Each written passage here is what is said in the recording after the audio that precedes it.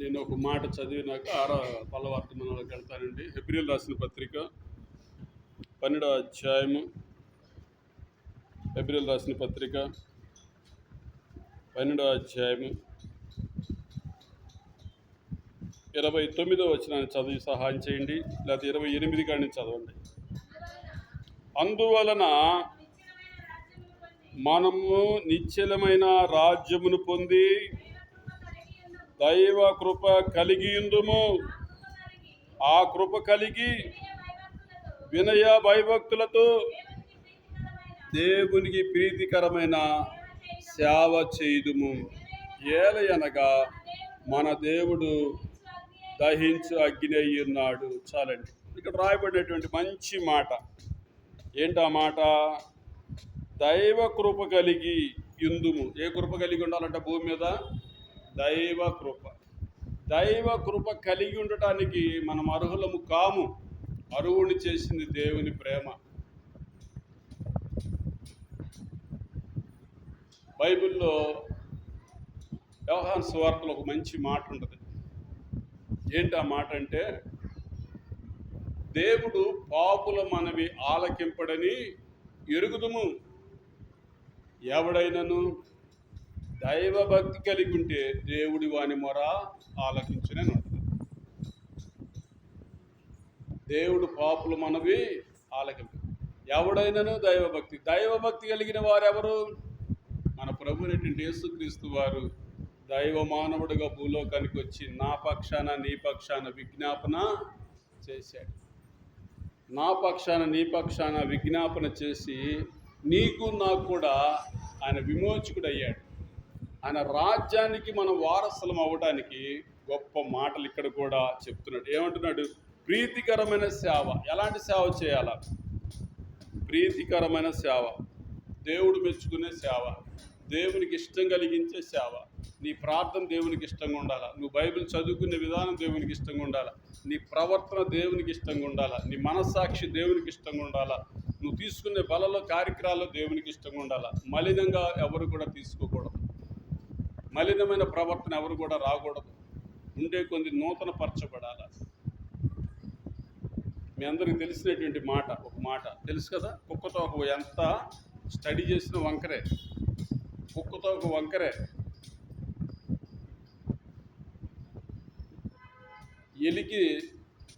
ఎలికిని ఎంత నలుపు తీసేయాలన్నా నలుపే, తెలుపు కాదు.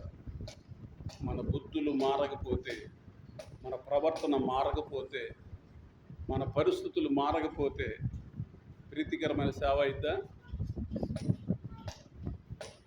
చెప్పండి. మీరు అంటుంటారు, 25 ఏళ్ళు వచ్చింది ఇప్పుడు దాకేనట్లేదమ్మా నా మాట నా కొడుకు అన్నావు అనుకో, ఎట్టుంటుంది నీ బాధ? దీనికి రేపో మాపో పెళ్లి చేయాలి. చూడండి ఎట్టుంటుంది నీ బాధ? ఈయన ఎదిగాడు, ఈయనకి కొడుకులు వచ్చారు, కోడళ్ళు వచ్చారు, ఈయన బుద్ధి మారలా. చూడండి ఎలా ఉంటుంది నీ బాధ? మరి దేవుడు బాధపడ్డా? ఈ పిల్లల కోసం నేను పరలోకాన్ని భూలోకానికి వచ్చి వీళ్ళ పక్కన విజ్ఞాపన చేసి వీళ్ళకి దేవుని మార్గాన్ని చూపించి పరలోక రాజ్యంలో ఇల్లు స్థిరపరుస్తుంటే బుద్ధి మారలా, ప్రవర్తన మారలా, బ్రతుకు మారలా. ప్రభు ఆయన ఏం చేయమంటావు? ఉంచమంటావు, తీసేయమంటావు అంటే బైబిల్లో ఉంది. అయ్యా ఈ ఒక్క సంవత్సరం చూడండి, ఈ ఒక్క సంవత్సరం చూడండి, అది ఫలించినా సరే ఫలించకపోయినా సరే అది నీ చిత్తం అంటారు. మన జీవితాలు ఎందుకు దీర్ఘాయుష్మంతులు అవుతున్నామో తెలుసా? మారాల, ప్రవర్తన మారాల, బ్రతుకు మారాల, సాక్ష్యం మారాల, దేవుడికి ప్రీతికరంగా ఉండాల.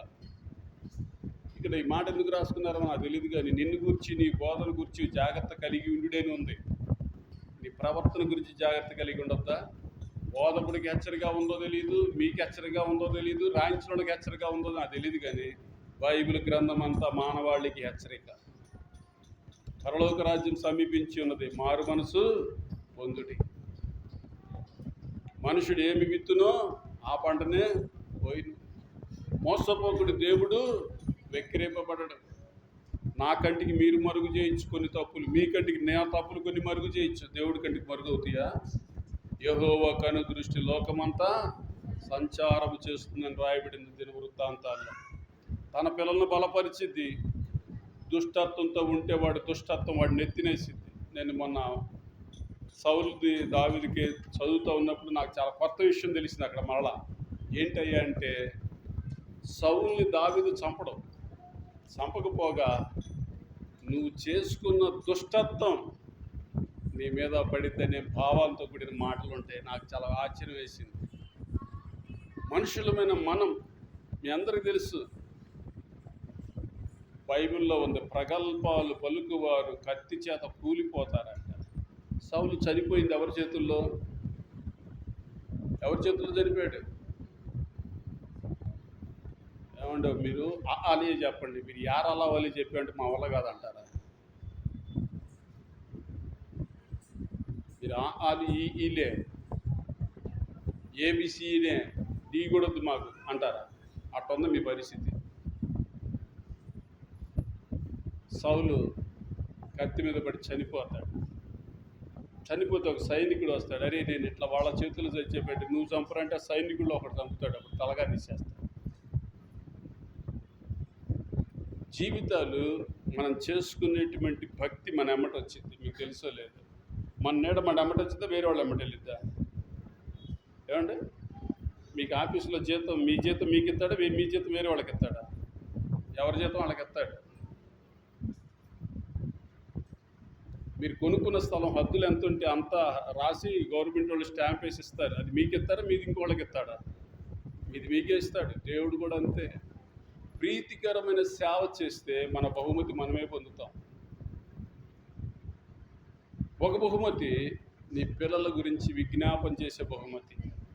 ఒక బహుమతి నీ గురించి నువ్వు చేసుకునేటువంటి విజ్ఞాపన. ఇంకొక బహుమతి నువ్వు మారి అనేకులను మార్చటం. ఇంకో బహుమతి ఎదుటోడు సాక్ష్యం చెప్పటం. ఈ అమ్మగారు నాకు వాక్యం చెప్పారు, నేను రక్షింపడ్డాను. ఈ అయ్యగారు నాకు వాక్యం చెప్పారు, నేను రక్షింపడ్డాను. ఈ యొక్క పరిస్థితిలో ఉన్నవారు నాకు చెప్పారు, నేను రక్షింపడ్డాను. సాక్ష్యం చెప్పాలి. మనం ప్రభు యొక్క బోధలు వినేటువంటి మనం అపోస్తుల బోధ ఎందును, సహవాసం ఎందును, రొట్టె విరుచిటి ఎందును ఎడతెగక ఉండాలంటే నువ్వు దేవారాత్రులు బైబిల్ చదవాలి. నీకు దొరకట్లా సమయం, నువ్వు కూలి పని చేసుకుంటావో, కరెంట్ ఉందో లేదో, శరీర బలహీనతలు ఉన్నాయి, కనీసం అరగంట దొరకదా బైబిల్ చదవడానికి సమయం? బైబిల్ అరగంట దొరకదా సమయం చదవడానికి? దొరకదా? ఏమైనా పడుతుందా, వినపడట్లేదా? దొరికిద్దో దొరకదో చెప్పరేటి? దొరకదా? బైబిల్ చదివితే మీ బతుకులు మారుతాయి, మీ పరిస్థితులు మారుతాయి. దేవుడి దయతో, మనుషుల దయతో దీర్ఘాయుష్మంతులు అయి ఉంటారు. బైబిల్లో ఒక మంచి మాట రాయబడింది, నీ వాక్యము నన్ను బ్రతికించి ఉన్నది, నా బాధల్లో ఇదే నాకు నెమ్మది కలిగిస్తుందని రాయబడింది. ఇంకో మాట ఉంది, నీ వాక్యము నా పాదాలకు దీపము, నా త్రోవకు వెలుగు. అందుకే రాస్తున్నాడు చక్కని మాట పౌలు. ఏమంటున్నాడు ఆ మాట చూడండి ఎంత బాగుందో. ఈ హెబ్రీయులకు రాసిన పత్రికలో ఉన్నటువంటి ఈ మాట ఎంత గొప్పగా ఉందో చూడండి. మనం అనేక పార్లు చదువుకొని ఉంటాం, విని ఉంటాం. ఈ 12వ అధ్యాయంలో ఈ మాటను రాస్తున్నాడు. అందువలన మనము నిశ్చయమైన రాజ్యమును పొంది దైవ కృప కలిగి ఉందుము. ఆయన రాజ్యము పొంది దైవ కృప కలిగి ఉందుము. ఆ కృప కలిగి వినయ భయభక్తులతో దేవునికి ప్రీతికరమైన సేవ చేయుదుము. ఏలయనగా మన దేవుడు దహించు అగ్ని మనల్ని కాపాడుతున్నాడు. ఆయన అగ్ని గల దేవుడు. కానీ మనం చెత్త. మీకు అది చెప్పడానికి ఈ విధంగా చెప్పాను. పేతురు పత్రిక చూద్దాం. ఇప్పుడు అనేక పర్యాలు దేవుని వాక్యాలు చదువుతూ ఉంటాం, వింటూ ఉంటాం. పేతురు పత్రికలో ఒక మంచి మాట ఉంటుంది. మనందరం కూడా ఎలాంటి వాళ్ళం చూద్దాం. మొదటి పేతురు పత్రిక అనేక పర్యాలు చదివి ఉంటారు, విని ఉంటారు. 1వ అధ్యాయము 23వ వచనం, 22వ వచనం కానీ చదువుదాం.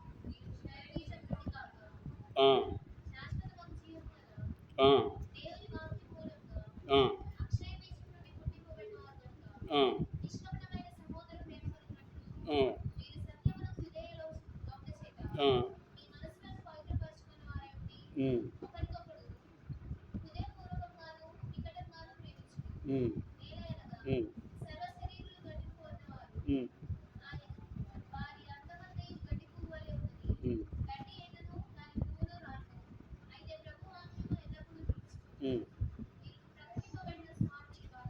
బాగా వినండి, ఇక్కడ ఒక మంచి మాట రాయబడి ఉంది. ఏంటి ఆ మాట అంటే, హృదయపూర్వకముగాను మిక్కటముగాను ప్రేమించుడి, ఏలయనగా అందరు ఏమై ఉన్నారంట? సర్వ శరీరులు గడ్డిని పోలినవారు, వారు అందమంతయు గడ్డి పువ్వు వలె ఉన్నది. గడ్డి ఎండును, దాని పువ్వు రాలును. అయితే ప్రభు వాక్యం ఎల్లప్పుడూ నిలిచే వాక్యాన్ని పట్టుకోండి. కొంతమంది అందాలు చూసుకుని ఎగిరి పడతారు, కొంతమంది సంపాదన చూసుకొని ఎగిరి పడతారు, కొంతమంది పొలాలు, స్థలాలు, బ్యాంక్ బ్యాలెన్సులు, బంగారం చూసుకొని ఎగిరి పడతా ఉంటారు. ఏమంటున్నాడు? సర్వ శరీరులు గడ్డిని పోలినవారు. ఏం పోలినవారంట? గడ్డిని పోలినవారు. దహించు అగ్ని ముందు గడ్డి ఉంటుందండి? ఉంటుందా? ప్రియులారా, మీరు గమనించాలా. నేను ఒక ఊరు వెళ్ళాను.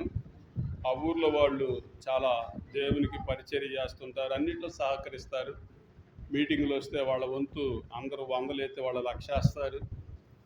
అలాంటి కుటుంబం మనస్సు ఇవ్వాల దేవుడికే మనస్సు ఇవ్వాల. వాళ్ళు అనివార్య కారణాల వల్ల దూరాల నుంచి వచ్చి బైక్ మీద వెళ్తున్నారు. అది పెళ్ళి, ఆమె ఒంటి నిండా బంగారం ఉంది. వాళ్ళు అన్నారు కారులో వెళ్ళండిలే అన్నారు. ఎంతసేపులో అటు తిరిగి రావటమే కానీ అట్లా వెళ్ళారు. హైవే వచ్చింది.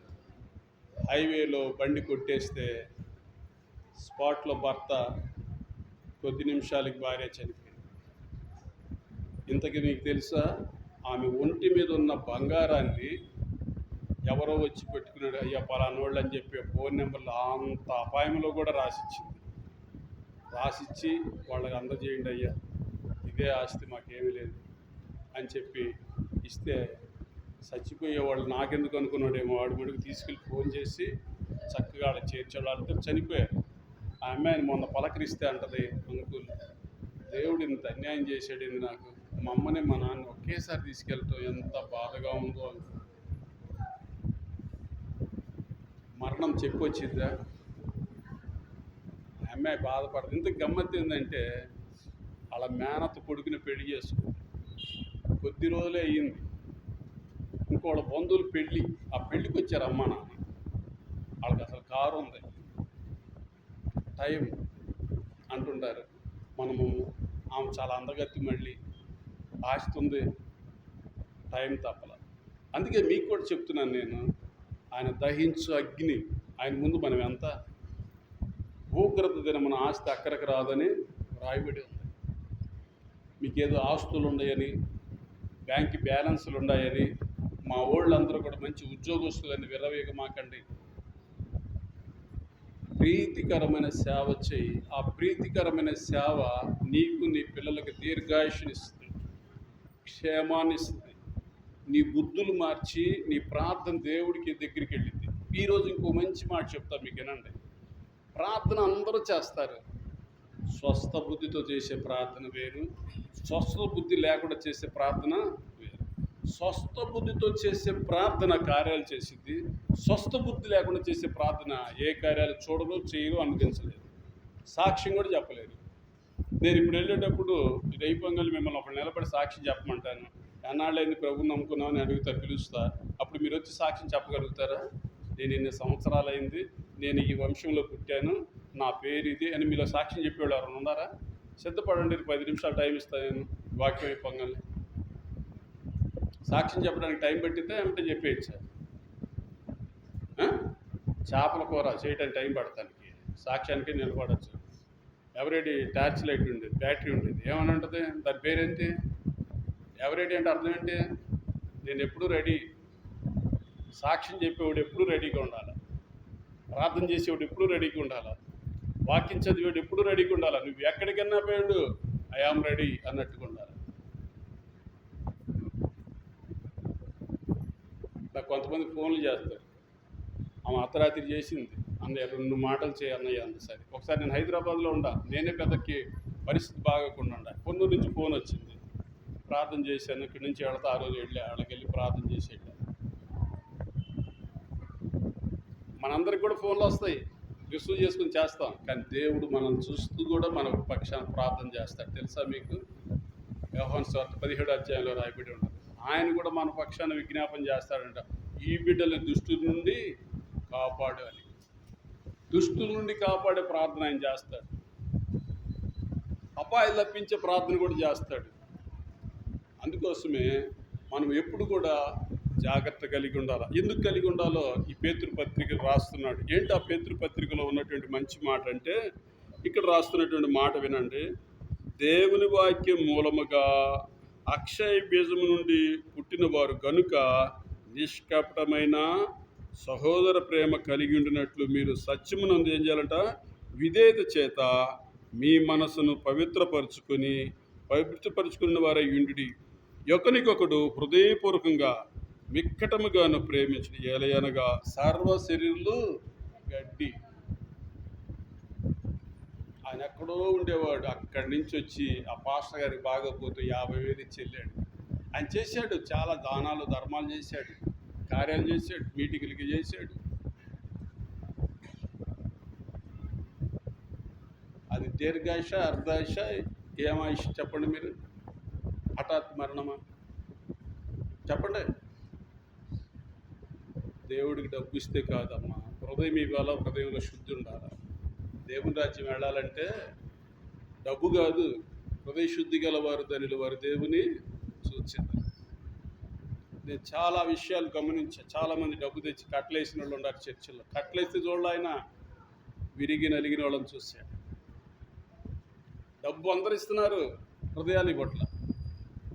అందరు చర్చికి వస్తున్నారు, దేవుడికి సాక్షిగా ఉండరు. నా కడుపును పుట్టిన బిడ్డలు నన్ను చూడకపోతే, దేవుని చేత పుట్టిన బిడ్డలు మనము ఆయన్ని ప్రేమించకపోతే ఎవరు ప్రేమిస్తారు?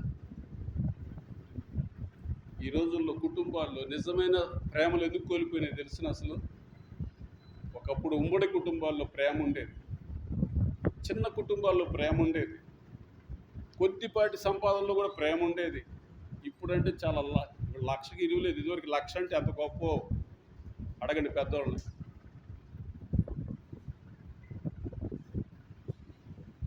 లక్ష ఉంటే 10 ఎకరాల పొలం వచ్చేది ఇదివరకు. ఇప్పుడు 5 కోట్లు అవుతుంది 1 ఎకరం పొలం. పరలోక రాజ్యంలో మనకి ఇల్లు ఉండాలంటే ఎన్ని కోట్లు ఇవ్వాలో తెలుసా? నేను రీక్తురాలుగా చేసుకోవాలి, రీక్తుడైపోవాలి. ఆయన రీక్తుడైతేనే పరలోకం వచ్చింది. అందుకోసమే నిజమైన స్నేహితుడు విడువగా ప్రేమించాడు. దుర్దశలో ఆయన సహోదరుడుగా ఉన్నాడు. నిజంగా మానవ దేహంతో ఉన్న సహోదరులు మనకి మేలు చేయరేమో కానీ దేవుడయ్యుండి సహోదరుడుగా మారాడు. స్నేహితుడు, సహోదరుడు, సత్యబోధకుడు, రక్షణ ఇచ్చేటువంటి రక్షకుడు. నీకు నాకు అర్థమయ్యే బోధలోకి వచ్చాడు ఆయన. కొంతమందిని మనం చూస్తాం, ఏంది బ్రదర్ నువ్వు ఆయన మాట్లాడలేకపోతున్నావు అంటే అంటారు, వాళ్ళు మాట్లాడేది నాకు అర్థం కావట్లా, నేను మాట్లాడేది వాళ్ళ అర్థం, ఏం మాట్లాడమంటావు అంటారు. అని ఉండారా లేరు? అట్లాంటి వాళ్ళు ఉండారు. దేవుడు యేసు అందరిని ఎరిగినవాడు, అందరినీ అర్థం చేసుకునేవాడు. అందుకే మీరు ఆయన తట్టు తిరగండి, ఆయన మీ తట్టు తిరుగుతాడు. మీరు ఆయన మాట వినండి, ఆయన మీ మాట వింటాడు. నిజమైన స్నేహితుడికి కొన్ని చెప్తారు, అన్నీ చెప్తారా? అన్నీ చెప్తారు. ఆయన నిజమైన స్నేహితుడు విడువగా ప్రేమిస్తాడు. ఎంత ప్రేమిస్తాడంటే నిన్ను విడువడు, ఎడబాయడు. ఇంకో మంచి మాట ఉంది, అది కూడా మీ కొరకు చదివి వినిపిస్తాను. జాగ్రత్తగా చూడండి, వినండి, ఎంత మంచి మాట రాయబడి ఉందో. 7వ వచనం చదవండి.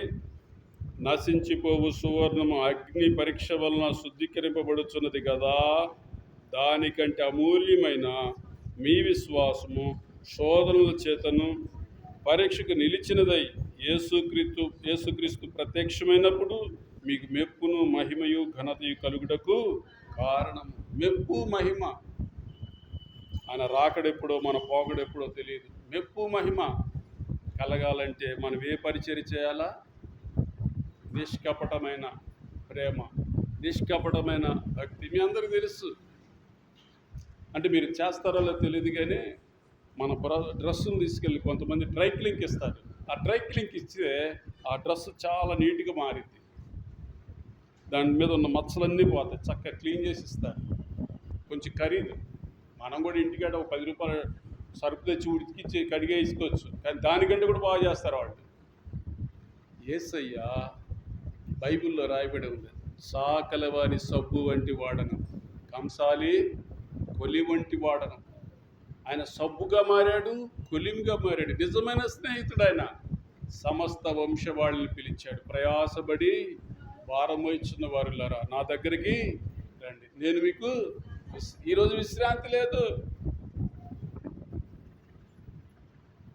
మనోళ్ళు పాట పాడతారు, మరి మీరు పాడతారో లేదో కానీ, నీకు మేడ మిద్దెలో ఉన్న నువ్వు ప్రభుని చూడలేవన్నా, కానీ మూసు రోజే ఒక రోజు ఉన్నదని నీవు మరవబోకు మహా. ఎలాంటి వాడవైనా నువ్వు ఎంతటి వాడవైనా అనే పాట ఉంది. మనం ఎంతటి వారమైనా సరే కనుమూస్తాం, ముయికే ఉండం. కాకపోతే వెనక ముందు ఒకళ్ళే కరెక్ట్గా 101కి 100కి వెళ్తారు, కొంతమంది 95, 90, 80 వారి వారి సామర్థ్యాలను బట్టి వెళ్తుంటారు, వారి వారి టయాలను బట్టి. ఇక్కడ అంటున్నాడు అదే, అనేక శోధనలు మనకు కూడా కలుగుతూ ఉంటాయి. చులకనైన శ్రమలు, చులకనైన ఆర్థిక పరిస్థితులు. మనం అనిపిస్తుంటుంది, దేవుడిని కలిగి ఉన్నావు, ఎన్ని కష్టాలు నాకే. అక్క, అన్న, చెల్లి, నువ్వు చిన్న వస్తువు పెట్టుకున్నా పెద్ద వస్తువు పెట్టుకున్నా, ఈ బంగారం ఉన్నటువంటి కమ్మెలు తీసుకెళ్ళి ఒక్కొక్కసారి నువ్వు మెరుగు పెట్టించేటప్పుడు అది కూడా అనుకుంటుంది, నేను ఎందురా బాబు వీళ్ళకి ఎంత అన్నం తెస్తే ఇంత విలువ చేస్తుంటే నన్ను కొలువులో పెడుతున్నారని. దేవుడు కూడా చులకనైన శ్రమలు పెడతాడు, మనకి శోధనలు పెడతాడు, ఇరుకులు పెడతాడు, ఇబ్బందులు పెడతాడు, కానీ నిన్ను విడువడు ఎడబాయడు. అది గొప్పతనం ఆయనది. గాయం చేస్తాడు, గాయం కూడా కడతాడు. గూడు రేపుతాడు, గూడు కూడా కడతాడు. ఆయన బోధ వేరు, ఆయన జ్ఞానం వేరు, ఆయన తెలివితేటలు వేరు. అందుకే అంటాడు, మీ తలంపులు వేరు, నా తలంపులు వేరు. మనం వేసే ప్లాన్లు ప్రణాళికలు వేరు, ఆయన వేసే ప్లాను ప్రణాళికలు వేరు. నేను ఒకసారి చుండూరు వచ్చాను, ఆమె పేరు భాగ్యమ్మ గారు ఏదో చెప్పారు. ఆమె ఉంటుందేమో రోడ్డు పక్కన ఇల్లు, ఆమె కొడుకు ఉండేదేమో ఢిల్లీలో కలెక్టర్. నమ్ముతారా మీరు? నమ్ముతారా? ఈ భాగ్యం మేము రోడ్డు మీద గుడి చేసుకుని ఉంటే కొడుకేమో ఢిల్లీలో కలెక్టర్. నేను వెళ్ళా, అసలు ఆమె చేసిన మర్యాద ఆ రాత్రి మాకు ఆశ్చర్యం వేసింది. ఈయన తల్లి గారు ఇంత ఇలాంటి వాళ్ళు అటు తెలుసు పాస్ గారు మీకు అన్న, ఇది ఒక పెద్ద కథలే అన్నాడు తర్వాత పాస్ గారు. ఆమా అయ్యి బాబు మీరు వచ్చారండి అంత దూరం నుంచి అంటుంది. దేవుడు ప్రేమించాడు వాళ్ళని. దేవుడు చేసే మేళ్ళు కంటికి కనపడ, హృదయానికి గోచరంగా మీకు తెలుసో లేదు. దేవుడు అందరినీ పక్షపాతం లేకుండా ప్రేమిస్తాడు. నువ్వు నేనన్న పక్షపాతం పెట్టుకుంటావు శరీర మాలిన్యపు ఆలోచనతో. దేవుడు పరిశుద్ధమైన ఆలోచనలతో మానవ కోటిని ప్రేమించాడు. మానవ కోటికి ఉపకారే కానీ అపకారి కాదు.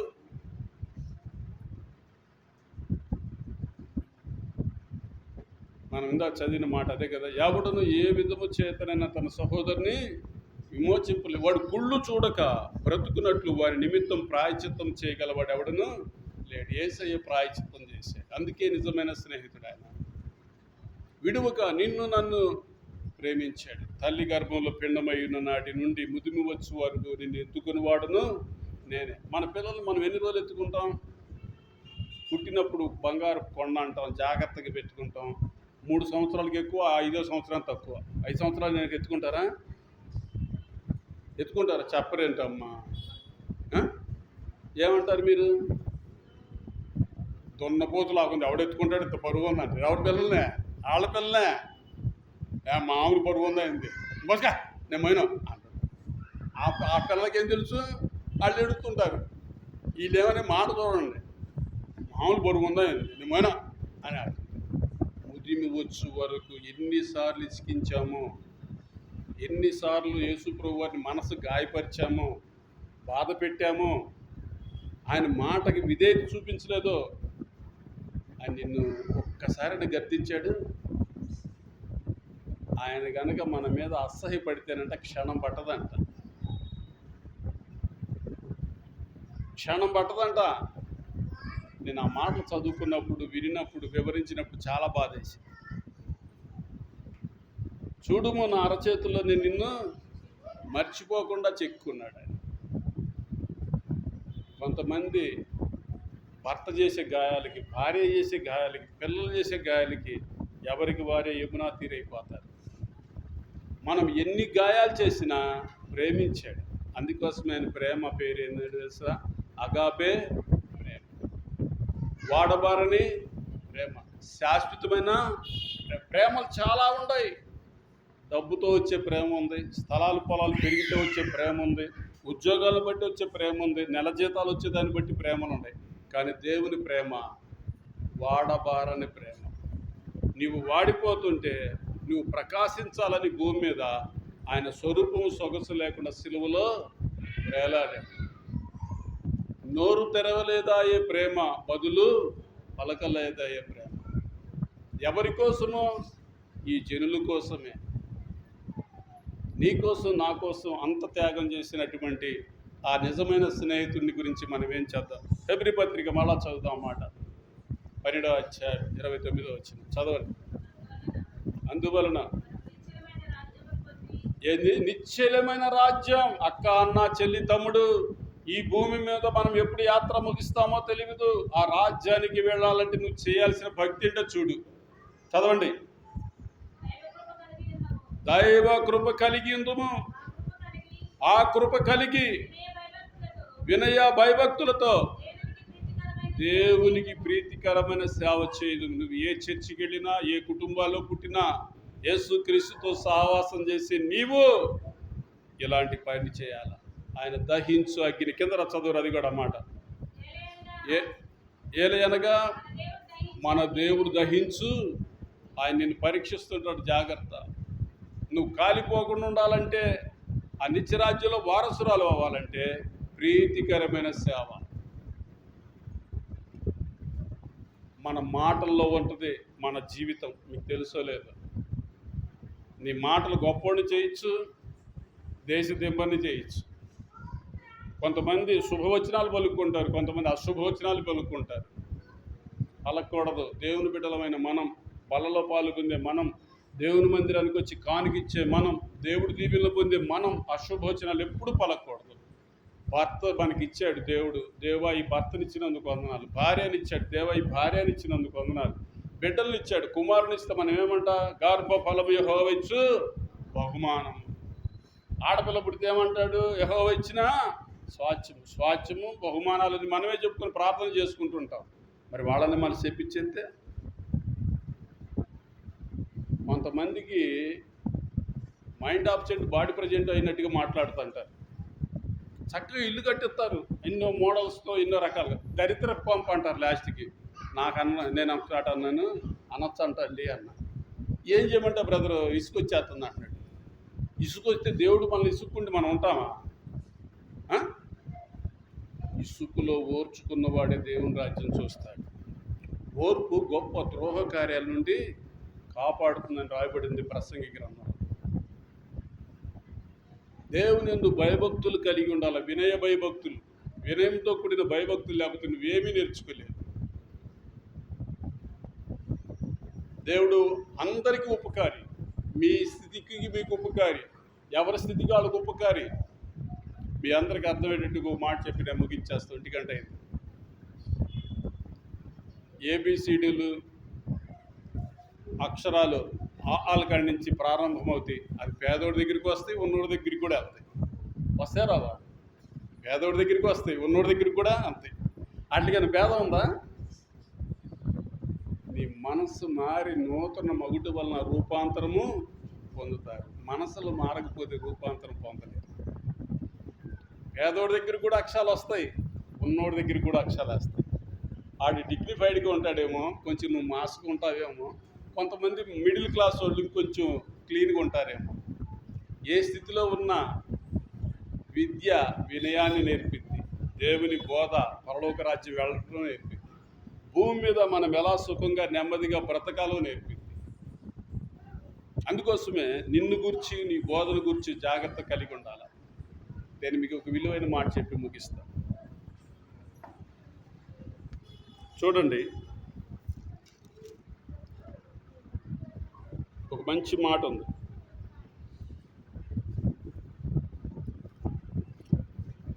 యాకోబు పత్రిక 4వ అధ్యాయం 8వ వచనం. ఎక్కడికి రావాలంట?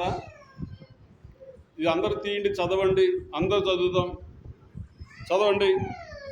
దేవుని యొద్దకు రండి, అప్పుడు ఆయన మీ యొద్దకు వచ్చును. పాపులారా, మీ చేతులను శుభ్రం చేసుకుని, దిమనస్కులారా వ్యాకులపడుడి, దుఃఖపడుడి, ఏడుబడి, మీ నవ్వు దుఃఖమునకును మీ ఆనందం చింతనకు మార్చుకోండి. ప్రభు దృష్టికి మిమ్మల్ని మీరు తగ్గించుకోండి, అప్పుడు ఆయన మిమ్మల్ని. ఇది కొందరికా అందరికా? ఏమండి? బోధించే నాకు, వినే మీకు, ప్రవర్తించే వారందరికీ కూడా మనల్ని మనం తగ్గించుకోవాలి. ఆయన హెచ్చవలసి ఉన్నది, మనము తగ్గవలసి. తగ్గిస్తే అప్పుడు మన కుటుంబాలు బాగుంటాయి. దేవుడికి విధేయత చూపించండి, దేవుడు మీకు మంచి కాపరిగా ఉంటాడు. దేవుడు మంచి కాపరి, తన గొర్రెల కొరకు ఏం పెట్టాడంట? ప్రాణం పెట్టిన వాడు మిమ్మల్ని అనాథులుగా విడిచిపెట్టడం వల్లారా. ఒకవేళ ఎదవరాలమని, పరిస్థితులు బాగోలేదని, చాలా ఇబ్బందుల్లో ఉన్నామని అనుకుంటున్నారేమో, మీ చింత యావత్తు ఆయన మీద వేయండి. యవనస్తులారా, మీ పరిస్థితులు మాకేంది ఎట్లా ఉంది అనుకుంటున్నారేమో, మీ చింత యావత్తు ఆయన మీద వేయండి.